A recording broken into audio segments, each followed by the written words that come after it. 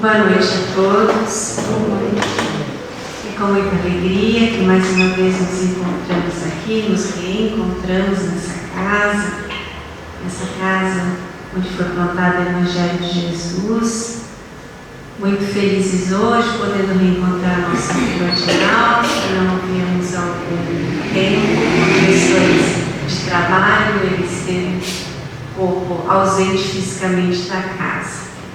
Pelo menos da nossa companhia aqui, da quarta-feira. E da nossa amiga, que está aqui, Nilza, né?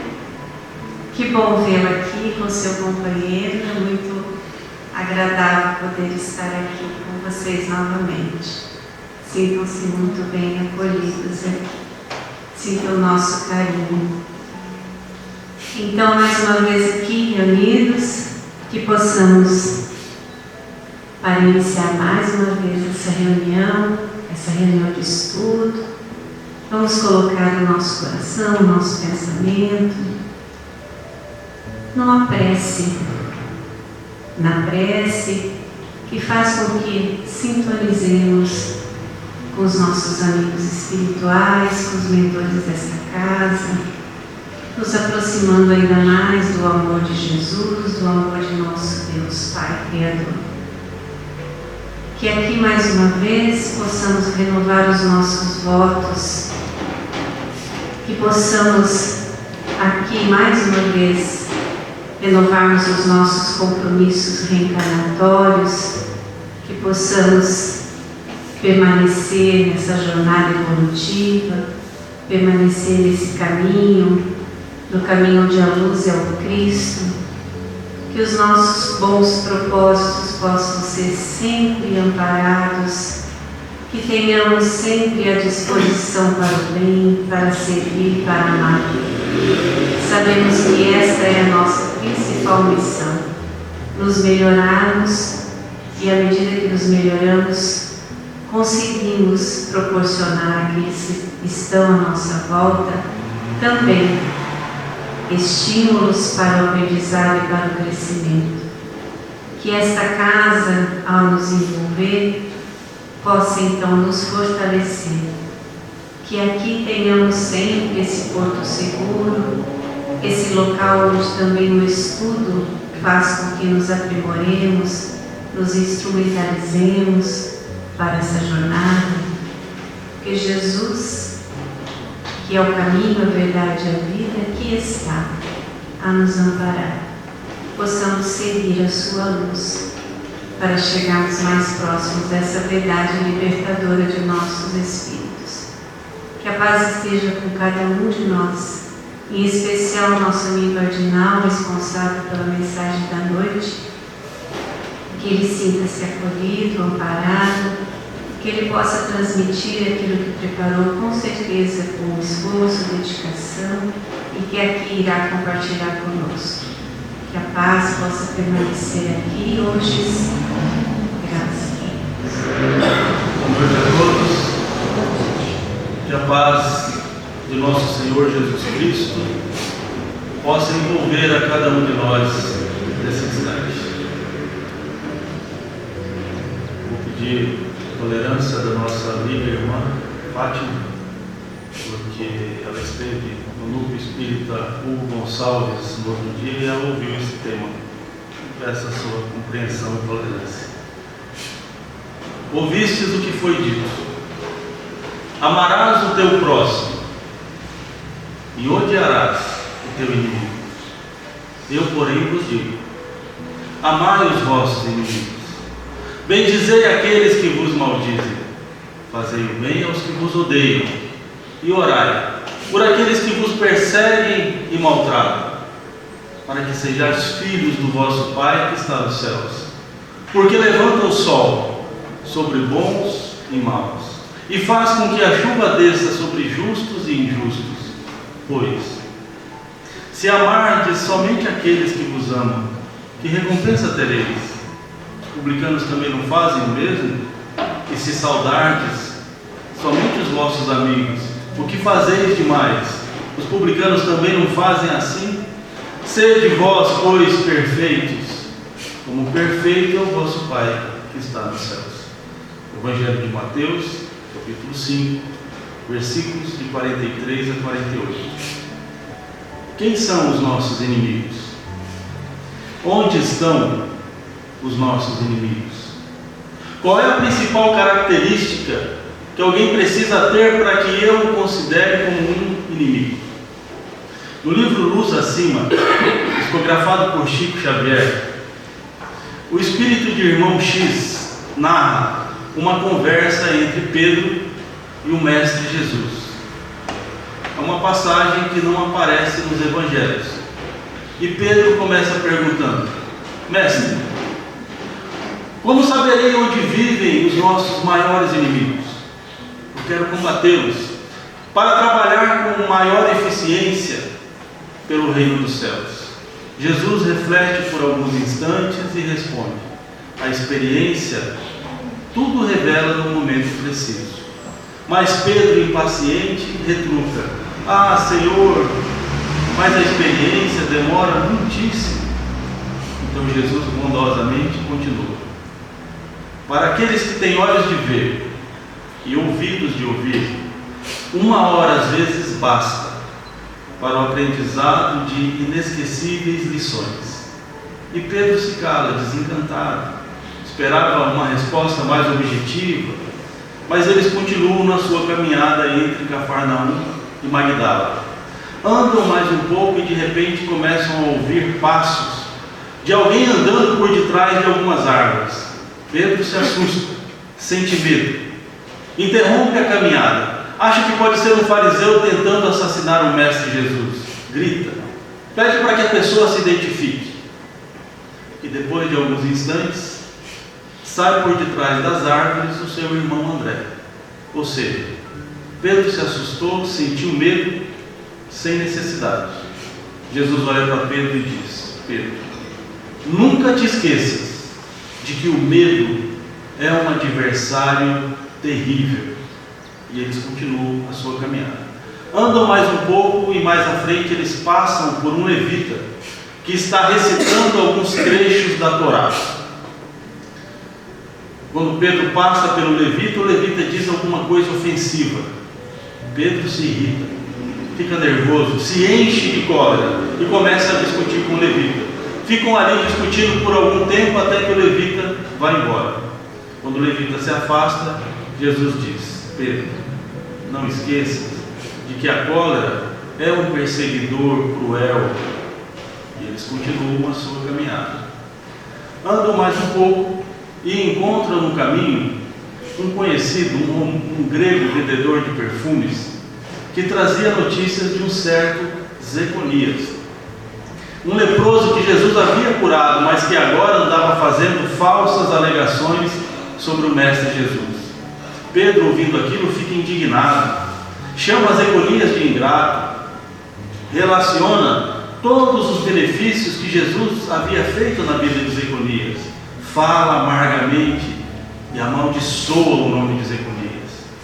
Então Jesus pergunta: Pedro, quantas vezes perdoarás a teu irmão? E ele responde: até 70 vezes 7 vezes, Senhor. Pedro, a dureza é um carrasco da alma. E eles seguem o seu caminho. Andam mais um pouco e cruzam com um velho romano semi-paralítico, que do alto da sua liteira luxuosa lança um olhar de desdém na direção de Pedro. Faz gestos desrespeitosos. Pedro sente o seu orgulho ferido e diz: ah, como eu gostaria de curar esse pecador impenitente, para que ele se convertesse a Deus. Jesus, percebendo que Pedro havia ficado com seu orgulho ferido, diz: Pedro, a vaidade é um verdugo sutil. E eles continuam pelo seu caminho. Andam um pouco mais até chegarem a uma hospedaria de um amigo simpatizante das novas ideias cristãs. Ali, eles se assentam à mesa para fazer uma rápida refeição.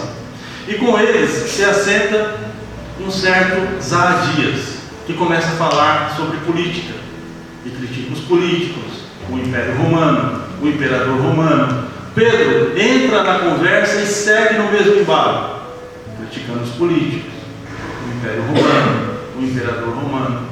Mas Pedro fala com tanta convicção que dá até a impressão que ele, Pedro, fosse um morador da cidade de Roma e que talvez até tivesse algum contato mais particular com o próprio imperador.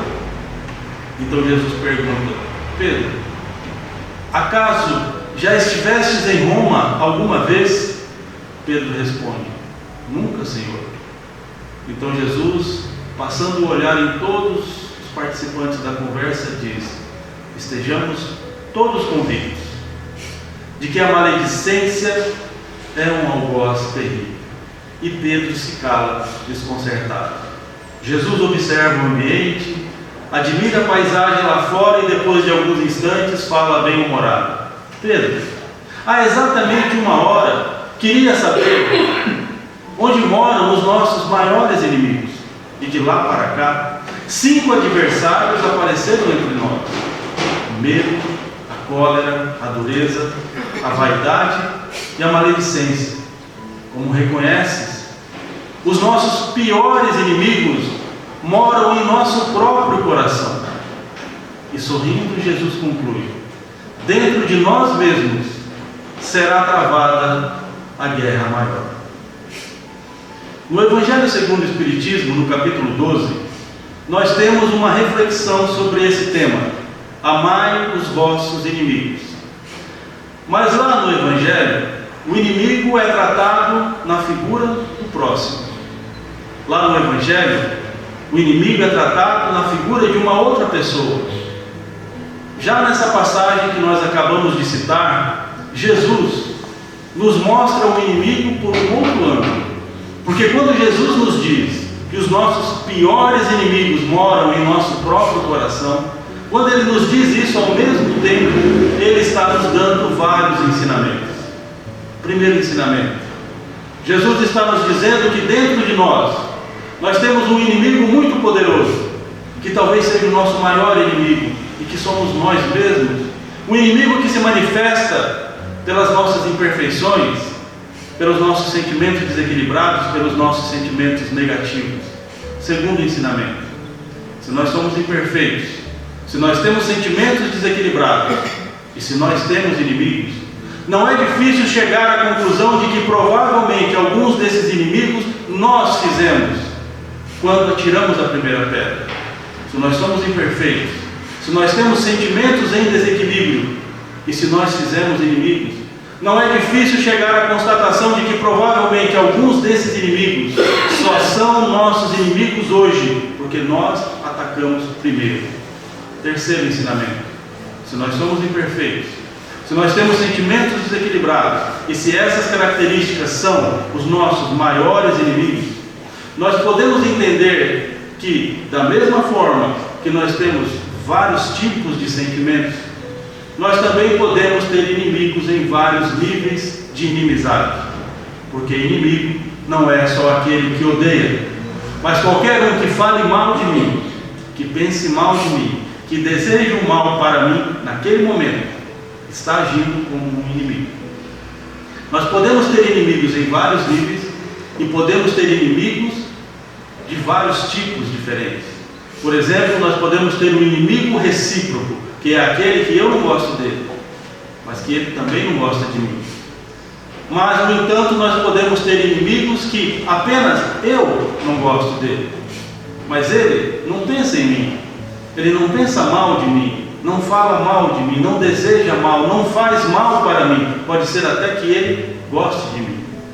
E o contrário também é verdadeiro. Nós podemos ter inimigos que apenas eles não gostem de nós, mas nós não pensamos neles, não pensamos mal, não desejamos mal, não fazemos mal. Pode ser até que nós gostemos deles. Então nós podemos ter inimigos de vários tipos e podemos ter inimigos em vários níveis de inimizade. Nós podemos ter um inimigo que surgiu de um pequeno desentendimento e gerou uma antipatia. Nós podemos ter um inimigo da inveja, aquele que não quer me ver numa situação melhor, ou não quer me ver numa situação que ele considere que seja melhor que a dele. E no extremo, nós podemos ter um inimigo do ódio, aquele que odeia, que quer fazer o mal. Então, da mesma forma que nós temos vários tipos de sentimentos, nós podemos ter inimigos em vários níveis de inimizade, porque inimigo não é só aquele que odeia, mas qualquer um que fale mal, que pense mal, que deseje o mal para mim, naquele momento pelo menos ele está agindo como um inimigo. Eu vou tentar explicar melhor essa afirmação. Há 2000 anos atrás, nosso Senhor Jesus Cristo resumiu todos os mandamentos e todos os ensinamentos dos antigos profetas em apenas 2 grandes mandamentos: amar a Deus sobre todas as coisas e amar ao próximo como a si mesmo. Mas nesse segundo mandamento, Jesus fez uma observação. O Mestre deixou um ensinamento complementar, quando ele nos diz que amar o próximo também inclui amar os inimigos. Mas a verdade é que, passados já mais de 2000 anos, a maioria de nós, e a grande maioria de nós, ainda temos dificuldades para amar o próximo, que é amigo. Imagine amar os inimigos. Mas é nessas horas que nós podemos perceber um pouquinho da paciência e da bondade de Deus. Porque Deus, nosso Pai, há 2000 anos atrás, primeiro nos enviou o Mestre Jesus. E Jesus veio nos trazendo muitos ensinamentos. Jesus trouxe muitos ensinamentos e a explicação moral e espiritual desses ensinamentos. Depois disso, se passaram mais de 1800 anos. E Deus permitiu que o mesmo Mestre Jesus voltasse. Agora, sem reencarnar, é claro. Dizer que ele voltou é também uma forma de expressão, porque na verdade Jesus nunca se afastou de nós. Mas vamos adotar essa expressão, que Deus permitiu que Jesus voltasse. Só que agora trazendo o Espiritismo. E com o Espiritismo, Jesus aprofundou a explicação moral e espiritual dos ensinamentos. Mas com o Espiritismo, Jesus também nos trouxe a explicação intelectual dos ensinamentos. E essa explicação intelectual dos ensinamentos tem por base uma firme lógica, ou, como diria Eurípides Barçanufo, tem por base a lógica de ferro do Espiritismo. Allan Kardec nos disse que ciência e religião deverão andar juntas no futuro, porque uma vai provar o que a outra está dizendo. Mas Allan Kardec disse isso no século XIX. E de lá para cá, a verdade é que a ciência já provou vários ensinamentos trazidos pelo Mestre Jesus e pela doutrina espírita. Por exemplo, quando Jesus nos pede para amar o próximo como a nós mesmos, esse mandamento, ele não tem apenas uma necessidade moral e espiritual. Esse mandamento também tem uma necessidade e uma utilidade física e prática em nossas vidas. No seu livro Mentes Interligadas, o cientista Jim Hadin, e eu peço a vocês que prestem atenção nessa palavra, cientista. Nós não estamos falando de um religioso, nós não estamos falando de um filósofo, nós estamos falando de um cientista renomado. E vejam o que ele nos explica no seu livro Mentes Interligadas. Ele diz que, em laboratório, os cientistas constataram que, quando eles colocam duas partículas em contato uma com a outra, mas o que é uma partícula? Partícula é um pedacinho de matéria bem pequenininho, que só pode ser vista através de um microscópio. Então percebam, a partícula é tão pequena que nós não podemos enxergar a olho nu, mas ainda assim continua sendo matéria. Então a explicação de Hadin está falando sobre matéria. Por que eu faço essa observação? Porque se isso acontece na matéria, imagine o que pode acontecer, o que acontece nos corpos mais sutis e em outras dimensões. Jim Hadin então nos explica que os cientistas descobriram em laboratório que quando eles colocam duas partículas em contato uma com a outra, elas criam entre elas um elo, uma ligação, um vínculo, que não se desfaz nunca mais. E através desse elo, dessa ligação, desse vínculo, elas conseguem se comunicar uma com a outra. Só que ele diz que eles descobriram mais. Eles descobriram que se eles colocarem uma dessas partículas de um lado do universo e levarem a outra partícula para o outro lado do universo, então numa distância enorme, gigantesca, eles descobriram que elas continuam se comunicando entre elas. Eles não sabem explicar como. Eles chamam isso de comunicação não local, porque eles não conseguem detectar o fluxo dessa conversação, mas eles sabem duas coisas. Eles sabem que elas continuam se comunicando independente da distância e sabem que essa ligação não se desfaz nunca mais. A doutrina espírita nos explica a mesma coisa. Porque a doutrina espírita nos explica que quando nós estabelecemos um relacionamento com outra pessoa, qualquer relacionamento, basta conhecer a outra pessoa. Nós também criamos com essa pessoa um elo, uma ligação, um vínculo, ou, numa linguagem mais conhecida na literatura espírita, nós criamos um laço com essa pessoa, que não se desfaz nunca mais.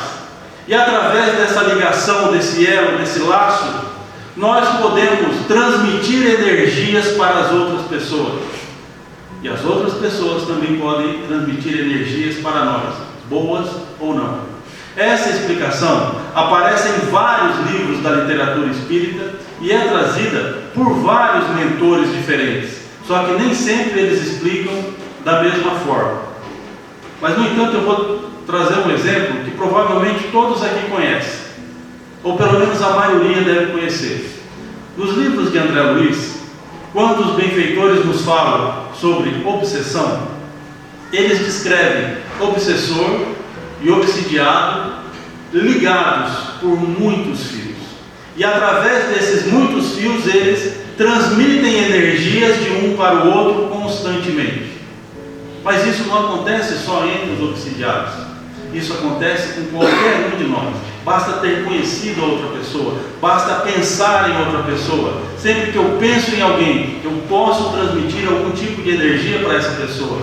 Agora, quando nós pensamos demais numa mesma pessoa, ou seja, quando nós fixamos o nosso pensamento em uma determinada pessoa, quando nós associamos um determinado sentimento nesses pensamentos, quando nós potencializamos esses sentimentos, nós podemos até afetar a vida de outra pessoa.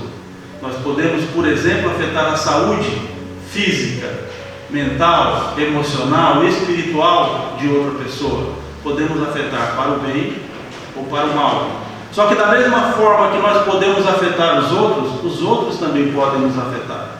E essa explicação também aparece em vários livros da doutrina espírita. Vários livros nos contam histórias onde, por exemplo, os encarnados estão afetando a vida dos desencarnados, pela saudade, pela tristeza, pelo choro, por chamar as pessoas que partiram. E o contrário também acontece. Pessoas que desencarnaram, mas não aceitaram o desencarne, querem voltar e chamam as pessoas e voltam para casa. Ou seja, esse tipo de afetação pode acontecer entre encarnados e desencarnados, mas pode acontecer entre encarnados e pode acontecer entre desencarnados. Ou seja, sempre que nós pensamos em alguém, nós podemos acessar essa pessoa e de acordo com determinadas condições, nós podemos também afetar a vida de outras pessoas. Por isso, quando Jesus nos pede para amar o próximo como a nós mesmos, esse mandamento, ele não tem apenas uma necessidade moral e espiritual, mas esse mandamento ele também tem uma necessidade física e prática, porque todos nós estamos interligados para sempre e nós podemos afetar uns aos outros. Da mesma forma, quando Jesus nos pede para amar os inimigos, para nos reconciliar com os inimigos, esse mandamento também tem o mesmo objetivo, porque nós estamos interligados para sempre. Então imagine, se uma pessoa que não gosta de mim começa a ter pensamentos negativos a meu respeito, começa a endereçar sentimentos ruins na minha direção, pode ser que essa pessoa consiga me afetar. Por quê? Porque todos nós estamos interligados para sempre, e dentro de determinadas condições nós podemos afetar as vidas uns dos outros, para o bem ou para o mal. Mas como nós dissemos, é nessas horas que nós podemos perceber um pouquinho da paciência e da bondade de Deus, porque há 2000 anos Deus nosso Pai nos enviou o Mestre Jesus, que veio nos trazendo vários ensinamentos, muitos ensinamentos, e depois Deus permitiu que o mesmo Mestre Jesus voltasse, nos trazendo agora o Espiritismo.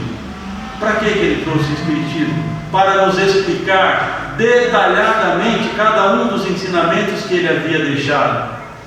Jesus nos pede para amar os inimigos há mais de 2000 anos. Mas a verdade é que a maioria de nós, até hoje, ainda não aprendemos a amar os inimigos. Esse é um dos mandamentos mais difíceis que Jesus nos deixou, um dos mais difíceis de atender. Então, também não vai ser aqui hoje, numa reflexão de 40, 45 minutos, que nós vamos aprender a amar os inimigos.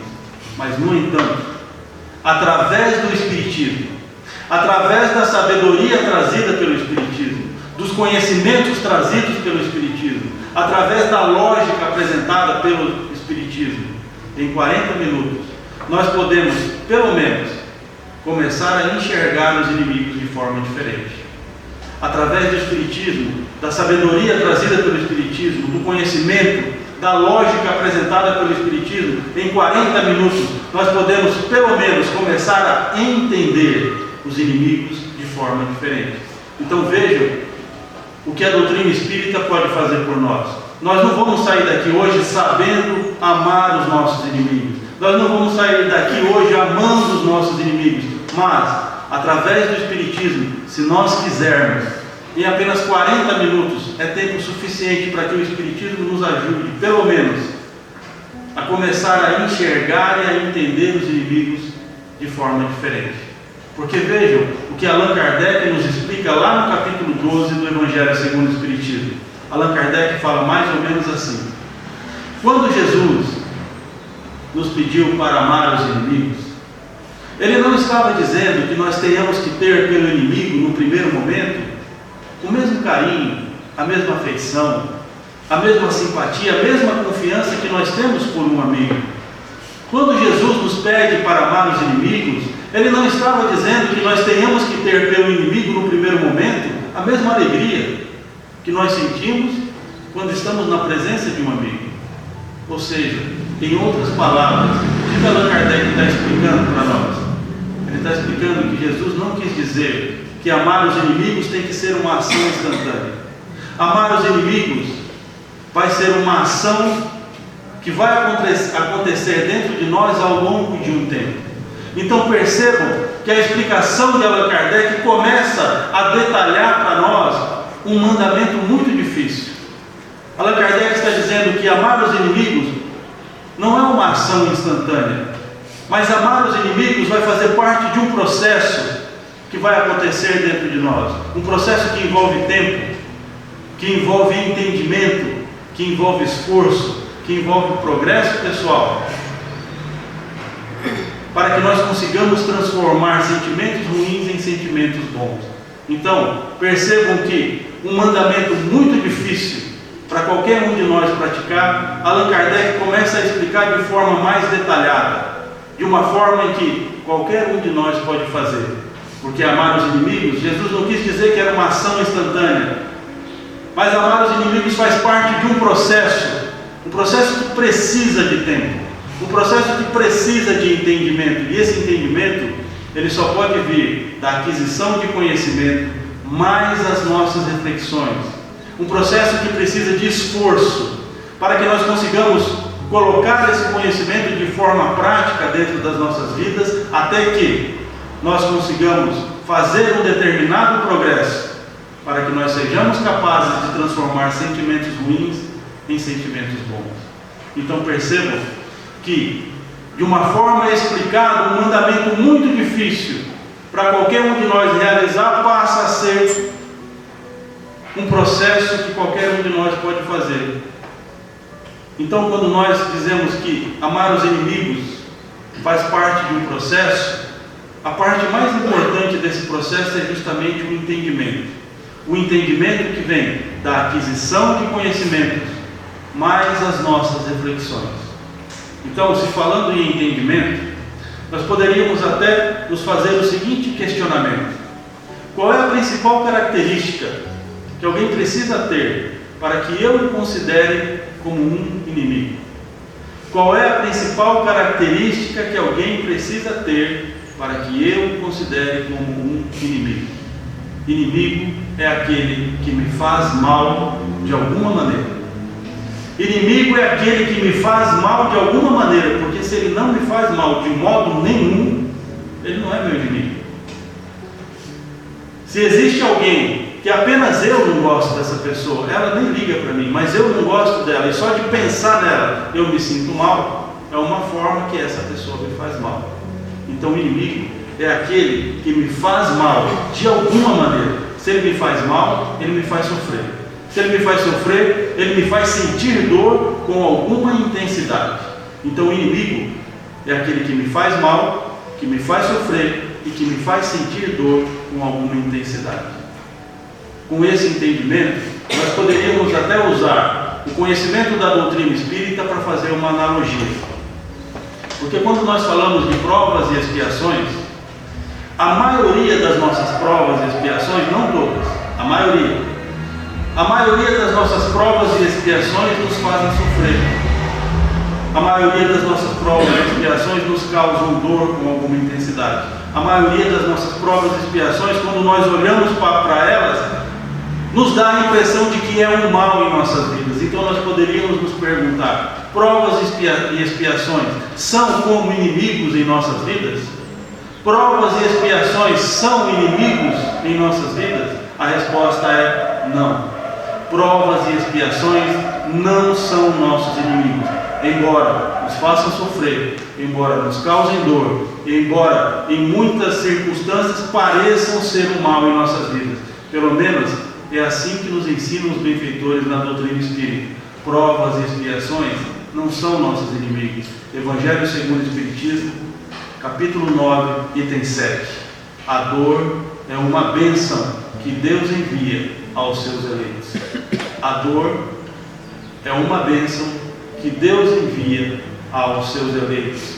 Embora esse ensinamento seja dificílimo de aceitar quando nós estamos sentindo dor, é isso que nos ensinam os benfeitores na doutrina espírita. O que os benfeitores nos ensinam na doutrina espírita? Eles nos ensinam que tudo que hoje parece ser um mal em nossas vidas, um dia, no futuro, lá na frente, nós vamos olhar para trás e vamos enxergar essas situações não mais como um mal, que nos ajudaram a evoluir, que nos tiraram da ignorância, que nos ajudaram a fazer progresso. É isso que nos ensinam os benfeitores na doutrina espírita. Eles nos ensinam que tudo que hoje parece ser um mal, um dia, no futuro, lá na frente, nós vamos olhar para trás e não vamos mais enxergar como um mal, mas como um bem, que nos ajudou a evoluir, que nos tirou da ignorância e que nos ajudou a fazer progresso. Então, com esse entendimento, nós poderíamos fazer uma outra analogia, pensando nos inimigos que hoje nos fazem mal. Muito provavelmente, um dia, no futuro, lá na frente, nós vamos olhar para trás e não vamos mais enxergar esses inimigos como inimigos, mas vamos enxergar eles como instrumentos que Deus, que a providência divina utilizou em nossas vidas para nos ajudar a evoluir, a sair da ignorância e a fazer progresso. Então vejam quantos ensinamentos a doutrina espírita já nos trouxe até aqui, em alguns poucos minutos, sobre o tema amai os vossos inimigos. Quantos ensinamentos a doutrina espírita já nos trouxe? Primeiro ensinamento, que dentro de nós mesmos nós temos um inimigo muito poderoso, que talvez seja o nosso maior inimigo, que somos nós mesmos, um inimigo que se manifesta através das nossas imperfeições, dos nossos sentimentos desequilibrados, dos nossos sentimentos negativos. Segundo ensinamento, se nós somos imperfeitos, se nós temos sentimentos desequilibrados e se nós temos inimigos, é muito provável que alguns desses inimigos nós fizemos. Eles só são nossos inimigos hoje porque nós atiramos a primeira pedra, porque nós atacamos primeiro. Terceiro ensinamento, se nós somos imperfeitos, se nós temos sentimentos desequilibrados e se essas características são os nossos maiores inimigos, nós podemos entender que da mesma forma que nós temos vários tipos de sentimentos, nós podemos ter inimigos em vários níveis de inimizade, porque inimigo não é só aquele que odeia, mas qualquer um que fale mal, que pense mal, que deseje o mal para mim naquele momento, está agindo como um inimigo. Por quê? Porque todos nós estamos interligados para sempre. Então qualquer um que pense em mim pode me afetar, assim como eu posso afetar outras pessoas. Então quando Jesus nos pede para amar o próximo como a nós mesmos, quando Jesus nos pede para amar os inimigos, esse mandamento não tem apenas uma necessidade moral e espiritual, mas esse mandamento também tem uma necessidade e uma utilidade física e prática em nossas vidas, porque todos nós estamos interligados para sempre.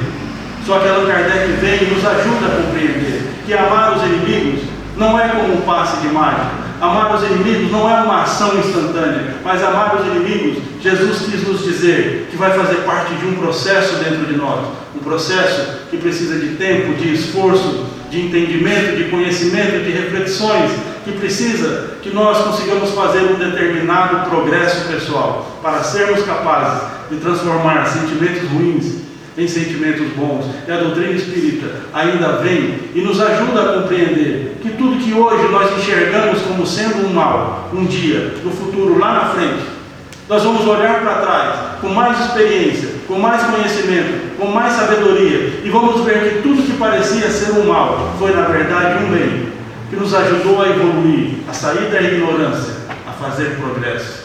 Mas quando o tema nós falamos em amar os nossos inimigos, um dos ensinamentos mais importantes que a doutrina espírita nos trouxe é o ensinamento de que aqui nesse mundo não existem vítimas completamente inocentes.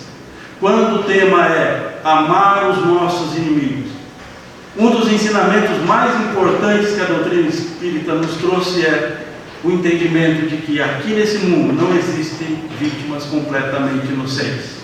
Porque a doutrina espírita nos explica que, se nós fomos atingidos, se nós estamos sofrendo, sentindo dor, e se nós não cometemos o erro nessa vida, é porque nós cometemos o erro em outras vidas, em outra encarnação. E essa explicação também aparece em vários livros da doutrina espírita, e é trazida por vários mentores diferentes. Emmanuel fala sobre isso várias vezes, em vários livros. Por exemplo, ele fala sobre isso no livro Caminho, Verdade e Vida. Emmanuel fala assim: o algoz integral, assim como a vítima integral, são desconhecidos desse mundo. Observe essa palavra, desconhecidos. Emmanuel está nos dizendo que o algoz, o vilão, que é completamente mau, é desconhecido nesse mundo. Da mesma forma que a vítima, que é completamente inocente, também são desconhecidos nesse mundo. Por quê? Se são desconhecidos é porque aqui não existe. Não existem. Por quê? Porque todos nós temos um passado de erros a resgatar nessa vida. Só que Emmanuel nos explica mais. Ele diz assim: quando Deus olha, Deus não enxerga apenas o mal que todos enxergam na superfície. Quando Deus olha, Deus não enxerga apenas as calamidades que todos enxergam na superfície. Quando Deus olha, Deus mergulha no fundo. Deus enxerga o todo. Deus enxerga o mecanismo sombrio de todas as circunstâncias que provocaram um crime. Então Emmanuel vai nos explicar que, olhando dessa forma, nós vamos perceber que nem sempre aquele que errou era um grande criminoso. Da mesma forma que nem sempre a vítima era completamente pura e inocente. Por quê? Porque se nós não cometemos o erro nessa vida, é porque nós cometemos o erro em outras vidas. Eu conheço e conheci várias pessoas que pagaram por erros que não cometeram nessa vida. Eu acho que todos nós aqui conhecemos alguém assim. Só que eu acho que todos nós estamos mergulhados nessa experiência. Todos nós já pagamos, ou estamos pagando, ou vamos pagar nessa vida por erros que nós não cometemos nessa vida. Por quê? Mas Jesus nos avisou que isso ia acontecer. Jesus nos preveniu que isso ia acontecer.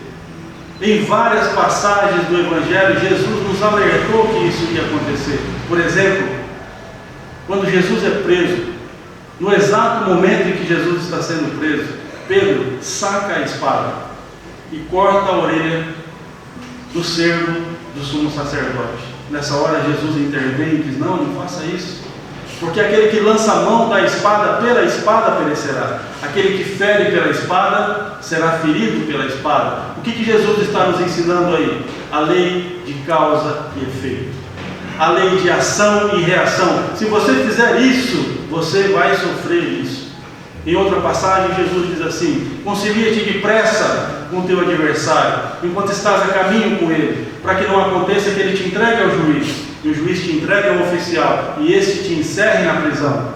Em verdade vos digo, que não sairás de lá, até que pague o último centil. O que Jesus está nos ensinando de novo? Lei de causa e efeito. Se você fizer uma dívida e não quitar essa dívida vai te perseguir o tempo que for necessário até que você pague o último centavo. Lei de causa e efeito. Lei de causa e efeito que a doutrina espírita nos explica que é regida pela mais perfeita justiça divina. Justiça. Outro tema que Jesus nos ensina em vários momentos no seu Evangelho. Numa das suas falas mais conhecidas, Jesus diz assim: buscai primeiro o reino de Deus e a sua justiça. O que Jesus está nos ensinando aí? Busca primeiro o teu progresso. Se preocupa primeiro em fazer o seu progresso moral e espiritual. E aprenda e pratique a justiça. Porque tudo que acontece nesse mundo acontece sob a mais perfeita justiça divina. Em outro momento, Jesus diz assim: porque se a tua justiça não for maior que a justiça dos escribas e dos fariseus, de maneira nenhuma entrareis no reino dos céus. Observe a seriedade, a gravidade que Jesus coloca nesse ensinamento.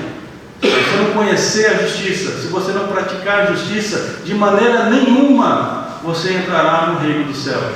Por quê? Porque tudo que acontece aqui acontece sob a mais perfeita justiça divina. Então, quando nós somos atingidos, se nós fomos atingidos por um inimigo, não interessa saber quais são os motivos do inimigo.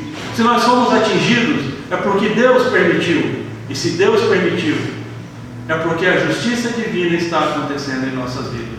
Se nós fomos atingidos pelo inimigo, não interessa saber os motivos do inimigo. Nós podemos ter até curiosidade, mas não interessa.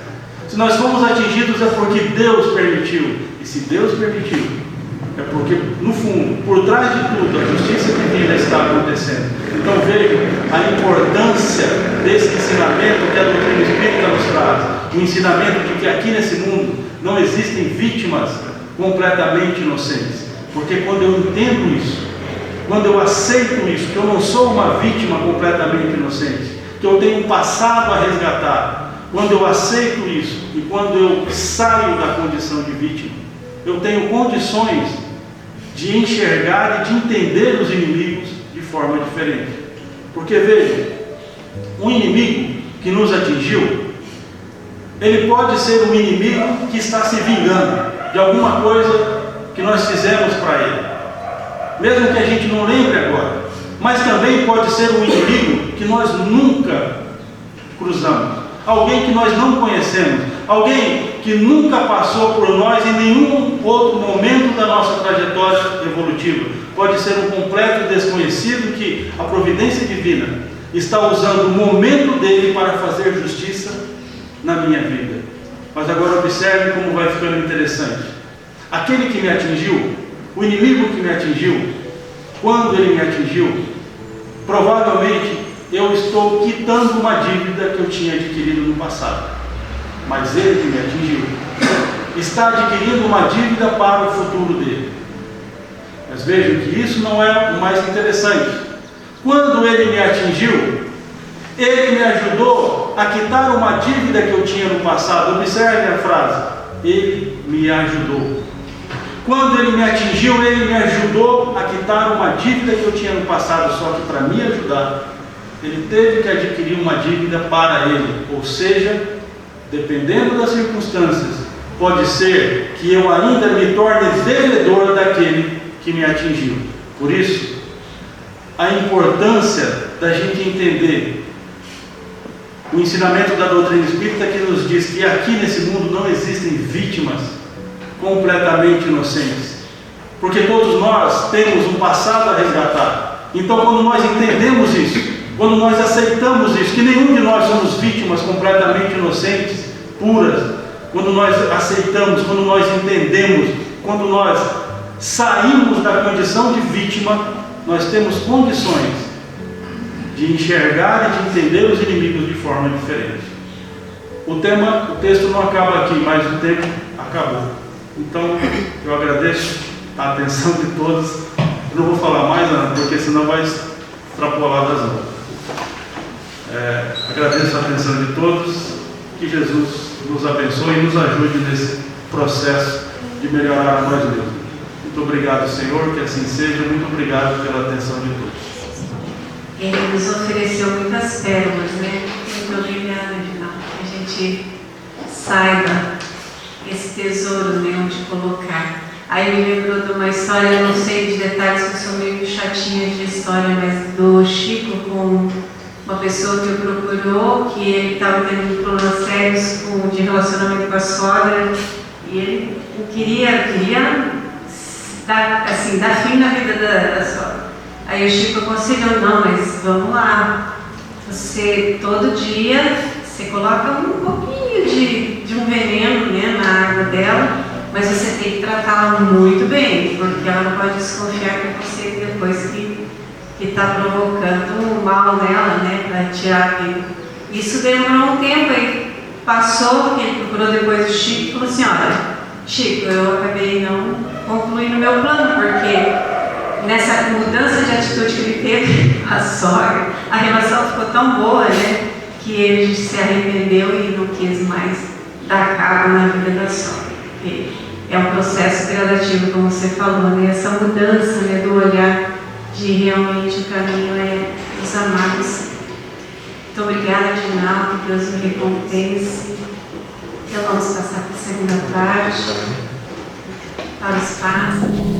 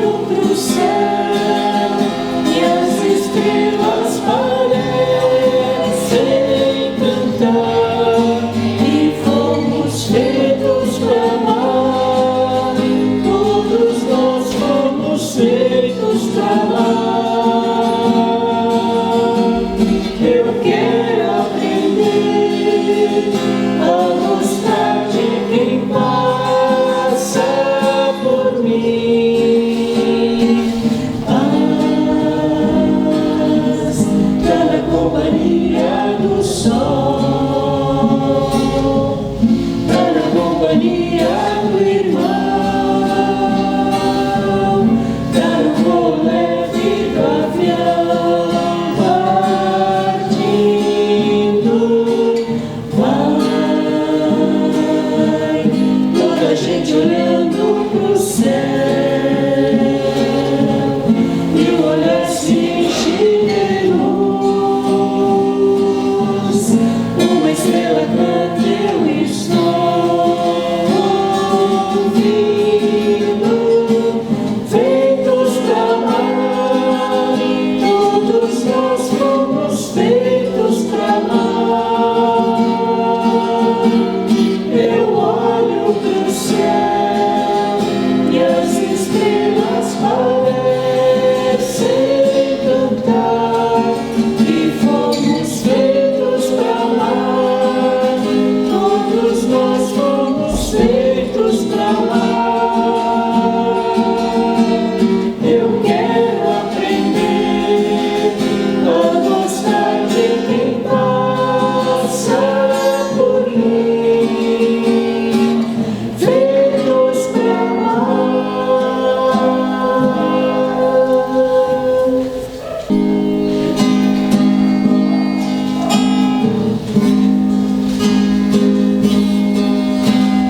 Quando os temores e os anseios invadem o coração, nós devemos nos lembrar de ti. Quando na luta redentora procuramos os caminhos que melhor nos levam a ti.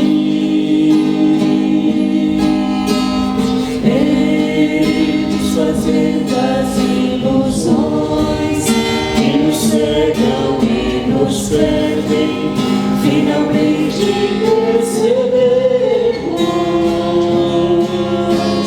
Somos aquilo que fazemos, pensamento, ação e coração. Nós somos luz, por isso, ó Senhor, nos deu amparo, amor, pois só assim então teremos paz pra repartir no ar, para servir e amar o nosso irmão aqui e ser feliz.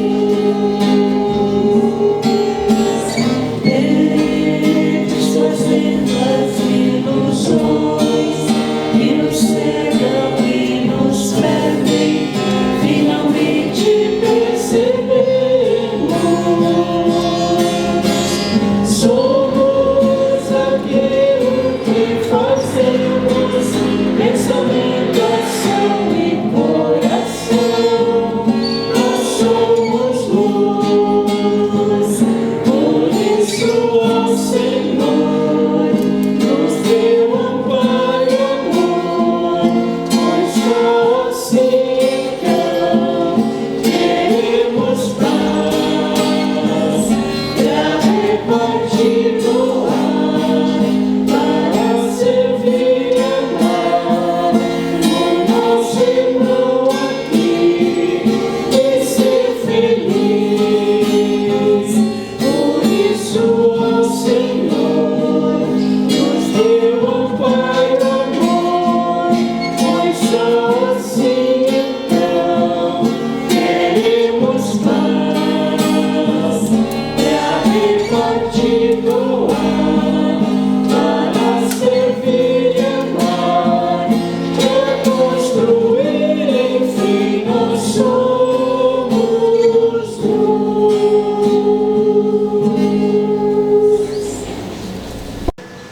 Então, ainda nesse clima de paz, rogando a Jesus as bênçãos principalmente para a nossa pátria amada. Amanhã se comemora mais um ano da independência. Rogamos a Deus para que envolva sempre todos os nossos governantes responsáveis pela nossa pátria, que eles possam sempre ser incluídos no caminho do bem,